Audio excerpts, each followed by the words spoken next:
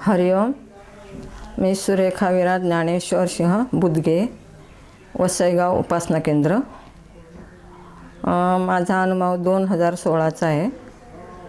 तर माझ्या मिस्टरांना अचानक अटॅकचा त्रास झाला. तर त्यावेळेला घरामध्ये मुलं पण नव्हती, ते दोघंही ऑफिसला गेलेले. आणि मग आता काय करणार, तर मग त्यांना मी असे उलट्या वगैरे अशा झाल्या आणि मग त्यांना मी सरकारी हॉस्पिटलमध्ये घेऊन गेले. पण रिक्षाने मी जेव्हा गेले तेव्हा मी त्यांना आमच्या सोसायटीच्या बाहेर बाकडा आहे तिथे बसवलं आणि मी म्हटलं मी आत्ता रिक्षा घेऊन येते. आणि मी रिक्षा घ्यायला कशी गेले मला काय माहीत नाही, पण एवढी पटकन गेले आणि पटकन रिक्षा घेऊन आले.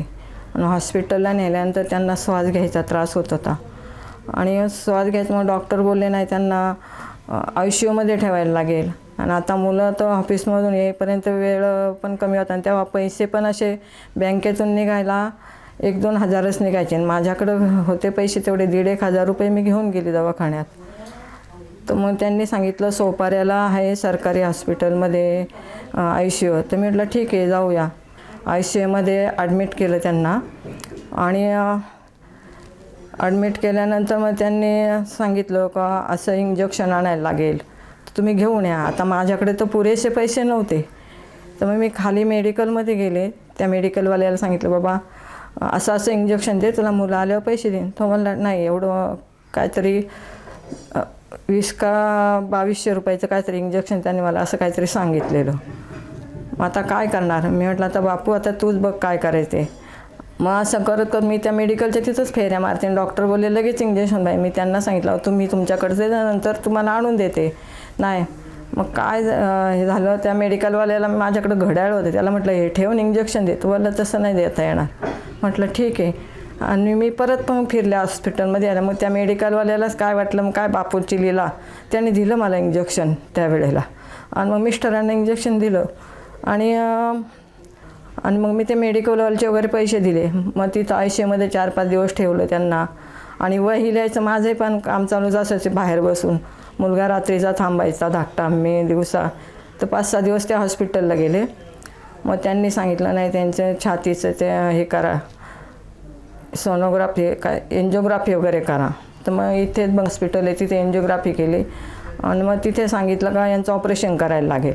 आता ऑपरेशन म्हणलं 3.5-4 लाख रुपये बायपासचं करायचं होतं. मग आता एवढे पैसे आणायचे कुठून.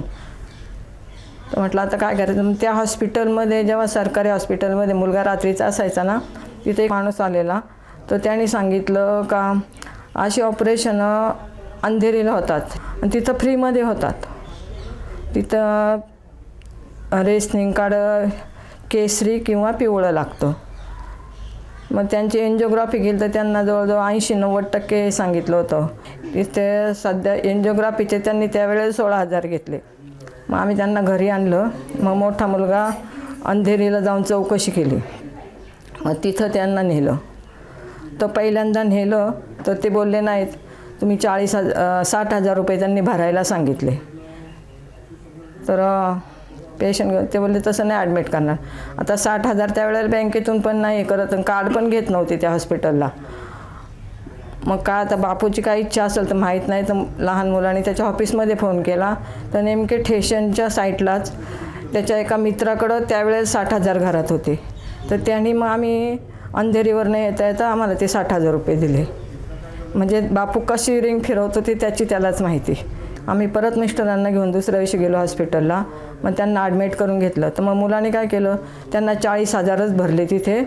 ते काय बोलले, समजा त्यांचं होल वगैरे असेल किंवा काय असेल, ऑपरेशन करता करता दोन्ही ऑपरेशन होऊन जातील. तर म्हणलं ठीक आहे, जर नसेल होल त्यांच्या छातीला तर तुमचे पैसे तुम्हाला परत मिळतील.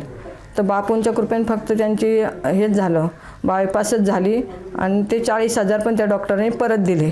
म्हणजे फ्रीमध्येच करून घेतलं ना. 8 दिवसात त्यांना सोडलं.